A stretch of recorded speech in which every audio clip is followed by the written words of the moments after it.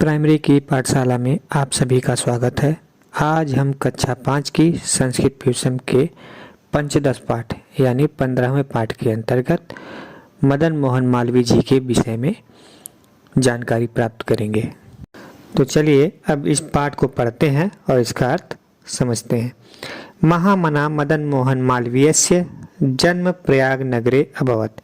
महामना मदन मोहन मालवीय जी का जन्म प्रयाग नगर में हुआ था। तस्य पिता श्री ब्रजनाथ मालवीय आसीत्। उनके पिता श्री ब्रजनाथ मालवीय जी थे। श्रीमती मोना देवी तस्य माता आसीत्। श्रीमती मोना देवी उनकी माता थीं। शैशवे सह संस्कृतम अपठत्। बचपन के समय वह संस्कृत पढ़ते थे। सह महान देशभक्त आसीत्। वह महान देशभक्त थे। उच्च शिक्षा प्राप्य स राजकीय विद्यालये शिक्षकः अभवत्।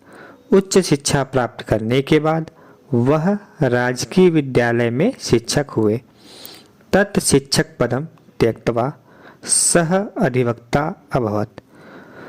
शिक्षक पद को त्याग कर वह अधिवक्ता यानी वकील हुए।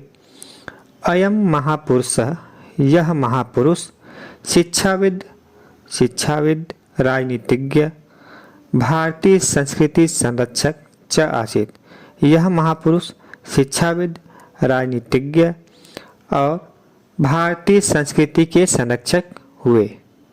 सह वाराणस्या काशी हिंदू विश्वविद्यालय से स्थापना अकरोत्। उन्होंने वाराणसी में काशी हिंदू विश्वविद्यालय की स्थापना की। भारतस्य सर्वोच्च सम्मानेन भारत रत्नेन सह सम्मानित। भारत के सर्वोच्च सम्मान भारत रत्न से वह सम्मानित किए गए। आइए अब इस पाठ के शब्दार्थ को देखते हैं। शैशवे यानी बाल्यावस्था में, प्राप्य यानी प्राप्त करके, त्यक्त्वा यानी त्याग कर या छोड़कर, अधिवक्ता यानी वकील, भारत रत्न से, सम्मानित यानी सम्मानित किए गए। आइए अब इसका अभ्यास देखते हैं। एक पदेन उत्तरत, एक पद में उत्तर दीजिए। पहला है क मदन मोहन मालवीयस्य जन्म कुत्र अभवत्। मदन मोहन मालवीय जी का जन्म कहाँ हुआ था? तो इसका उत्तर हो जाएगा प्रयाग नगरे। मदन मोहन मालवीयस्य जन्म प्रयाग नगरे अभवत्। मदन मोहन मालवीय जी का जन्म प्रयाग नगर में हुआ था। अगला देखिए, तस्य पिता कः आसीत्। उनके पिता कौन थे? तो इसका उत्तर हो जाएगा श्री ब्रजनाथ मालवीय। तस्य पिता श्री ब्रजनाथ मालवीय आसीत्। उनके पिता श्री ब्रजनाथ मालवीय जी थे। सह कुत्र शिक्षक अभवत्। वह कहाँ शिक्षक हुए थे? वह कहाँ शिक्षक थे? ठीक है, तो इसका उत्तर हो जाएगा राजकीय विद्यालय। सह राजकीय विद्यालय शिक्षक अभवत्। वह राजकीय विद्यालय में शिक्षक थे। अगला देखिए घ वाला, सह केन सम्मानित। वह किससे सम्मानित किए गए थे? तो इसका उत्तर हो जाएगा भारत रत्नेन। सह भारत रत्नेन सम्मानितः। वह भारत रत्न से सम्मानित किए गए। अब देखिए दूसरा वाला, ज्ञा इति योजित्वा पदानि रचयत्। ज्ञा को जोड़कर पदों की रचना कीजिए। यथा यानी जैसे,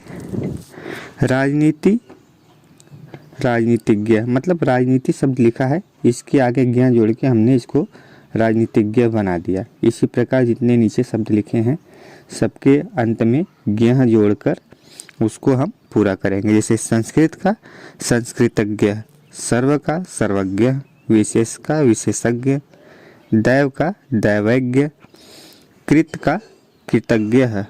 ठीक है बच्चों, आइए अब तीसरा देख लेते हैं। उदाहरणानुसारम परिवर्तयत, मतलब उदाहरण के अनुसार परिवर्तन कीजिए। जैसे भवती का अभवत। भवती जो है ये आपका लट लकार यानी वर्तमान काल में लिखा है। अभवत ये आपका लंग लकार यानी भूतकाल में लिखा है। ठीक है, तो मतलब वर्तमान काल से इसको भूतकाल में हमें बदलना है। जैसे पठति मतलब पढ़ता है, इसका हो जाएगा अपठत यानी पढ़ता था। क्रीड़ति यानी खेलता है, अक्रीड़त यानी खेलता था। चलत यानी चलता है, अचलत यानी चलता था। शिक्षेत यानी सीखता है, अशिक्षित यानी सीखता था। ठीक है, अब आइए चौथा देखते हैं। प्रश्न निर्माणम कुरुत, प्रश्नों की रचना करिए। यहाँ पे उत्तर दिया हुआ है और इसमें हमें उत्तर के हिसाब से हमें इसमें प्रश्न बनाने हैं।